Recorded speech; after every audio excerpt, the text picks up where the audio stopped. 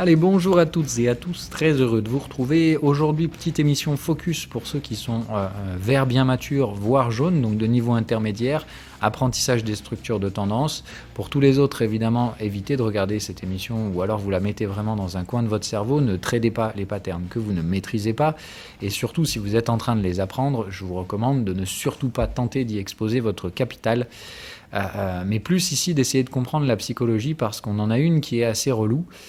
De structures d'accumulation, mais qui me semble assez intéressante pour vous montrer un petit peu comment s'orchestrent ces structures qui sont donc le point de pivot entre un range et la possible sortie tendancielle de ce range.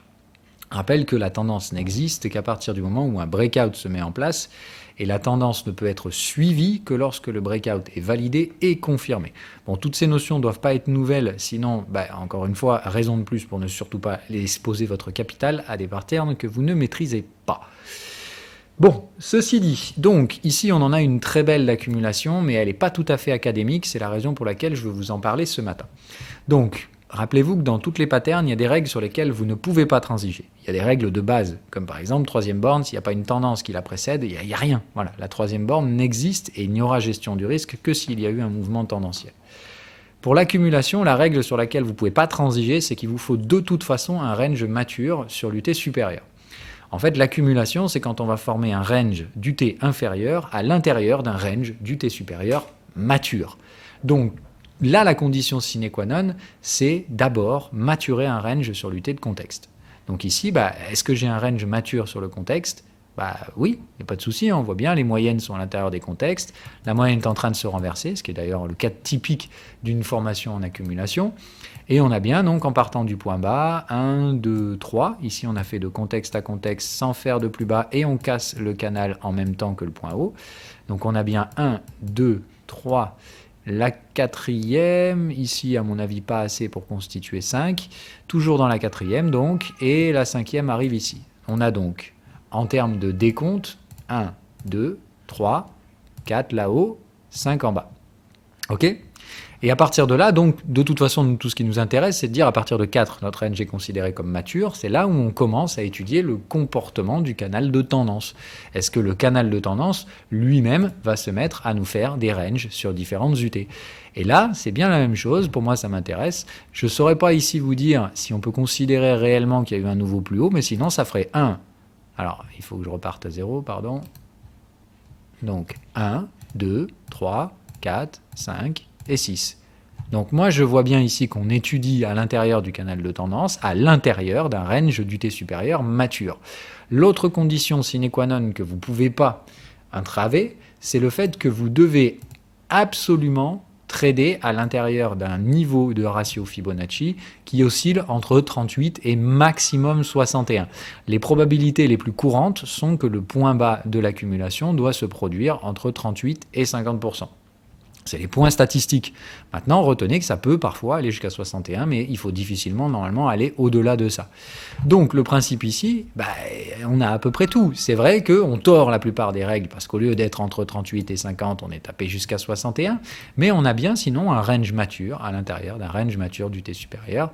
Les bears s'épuisent, et pour autant, ils n'ont retracé que 61% du mouvement pour l'instant. C'est toujours potentiel et c'est ça qu'il faut que vous compreniez. Derrière, il faut évidemment donc aller normalement sur l'UT supérieur pour y voir des signaux de tendance, c'est-à-dire des pré-signaux en accord au niveau du canal de tendance. Et là, c'est ce qu'on a ce matin. Et c'est ça qui me plaît beaucoup. Ce matin, on commence à être survendu sur un support et les premières conditions supplémentaires que vous pouvez ajouter pour augmenter votre gestion du risque, c'est justement de regarder ces alignements de cycles. Vous devez être sur la fin des cycles de plusieurs time frames et notamment celui du dessus. Donc là, ici, la probabilité que ça réagisse positivement sur le canal de tendance avec le fait qu'on soit donc survendu dessus, elle me paraît assez importante. Évidemment, ici, l'invalidation, c'est si on obtient un retour au contexte du T supérieur, où là, clairement, on abandonne tout simplement. C'est pas la peine. Si on retourne à 1008, c'est pas la peine de rester acheteur dans ce marché. Donc, on sait où invalider. On a la taille de cette accumulation. Elle est juste pas du tout académique, parce qu'il reste d'autres règles que je vous apprends normalement, qui vous permettent de moduler dans le cas où on ne respecte pas une des règles ici, mais dans ce cas-là, vous devez respecter ces autres informations qui ne sont non obligatoire, mais qui généralement vous laisse à penser qu'une accumulation est bien en train de se produire. Donc comme on l'a vu, les accumulations de cycles ne sont pas obligatoires, mais c'est un signe que l'accumulation se met en place. Okay, comme on l'a vu, le renversement des moyennes sur l'UT inférieur, c'est également un signe que l'accumulation se met en place. Ok, ça par exemple. Il y a un autre truc, c'est que je vous ai appris normalement, c'est que vous devez voir des lignes de tendance qui se construisent.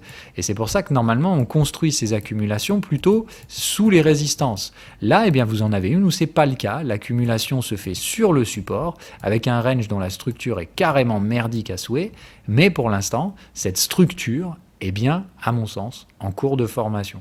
C'est-à-dire que toute rupture haussière des dernières zones de résistance ici pourrait, à mon avis, nous ramener très très vite vers ces fameuses zones de ligne de tendance où ici, à mon avis, soit on va direct sur du breakout, le range est déjà mature, hein, donc ici, il n'y a pas besoin de refaire des allers-retours.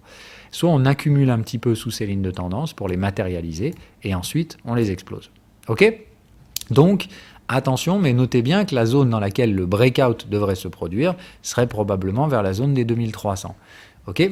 À voir évidemment derrière si ce breakout se met en place. Pour l'instant, l'accumulation, c'est une structure potentielle qui pourrait préparer la venue d'un breakout de tendance.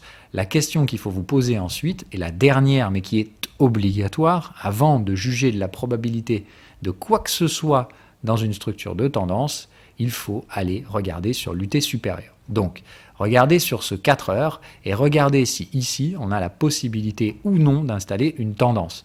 Parce que si vous avez un breakout qui se met en place à l'intérieur d'un range d'UT supérieur, qui n'a pas fait sa troisième borne, vous allez généralement non pas obtenir un breakout de tendance, mais ce qu'on appelle un breakout de range, c'est-à-dire un breakout qui va proposer au maximum un rendement de ratio type 1 pour 1.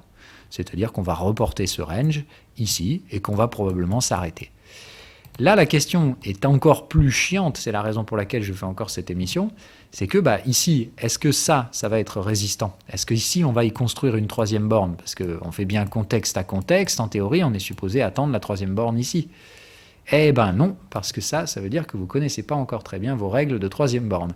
Mais quand vous avez un marché qui squeeze, d'accord, avec un rebond entre les deux, ça vous montre qu'ici, le range est mature. Donc la troisième borne, elle est là, elle n'a juste pas suffisamment retracé et elle n'a pas réussi à atteindre les contextes. Mais la troisième borne, elle est active et elle a été ratée à partir du moment où vous squeezez. C'est-à-dire que ce range est mature. Celui-là, il est mature. Donc ici, on a de fortes chances de déclencher une réactivation de la tendance haussière et de la tendance haussière de moyen terme. Parce que je vous rappelle qu'ici, on peut d'ores et déjà anticiper l'application des structures de suivi de tendance, qui est que si on casse une troisième borne de range, qui se trouve là, et qu'on a une tendance en cours sur 2 UT au-dessus, ce qui est le cas, on est toujours en tendance en hebdomadaire, et bien qu'est-ce qui se passe ? Eh ben, on a un suivi de tendance. Donc ici, on a même de très fortes chances de déclencher un deuxième breakout, c'est-à-dire que le petit breakout qu'on pourrait réaliser là risque fort de créer une forme d'accumulation ici, avant de breaker également sur ce time frame. Et là, effectivement, ça devient intéressant. Donc, là, on est allé un petit peu loin dans les structures de tendance, et je vous ai probablement perdu, mais retenez simplement ici que donc les règles que nous avons ici, et si on a bien un pullback, une accumulation qui se met en place ici, elle n'est pas très académique, elle ne remplit pas les conditions parfaitement, mais elle remplit les conditions essentielles à la formation de ce truc-là. On a des indications que ce potentiel est là. Maintenant, il est sage, à mon avis, d'attendre des bougies haussières en 4 heures pour valider le fait que la survente est rejetée par le marché. Il est possible qu'on travaille cette zone pendant encore plusieurs bougies. L'important ici est d'attendre le redémarrage impulsif du marché pour suivre ce marché avec un stop loss sous ce point bas. Pour l'instant, ceux qui achètent de manière spéculative, à mon avis, c'est très compliqué parce qu'il s'agit d'acheter un signal qui est encore non confirmé. Ce qui veut dire que les seules personnes qui peuvent acheter Ethereum pour l'instant ne sont pas les jaunes, mais les oranges qui vont acheter la 4e borne de range en horaire. Et là, dans ce cas-là, ici, on est sur un autre type de marché qui est très compliqué à gérer. L'achat d'une 4e borne, ça ne se fait pas si facilement. Maintenant, pour moi, toutes les conditions sont réunies et c'est donc ce que je fais en ce moment. Voilà, bye bye.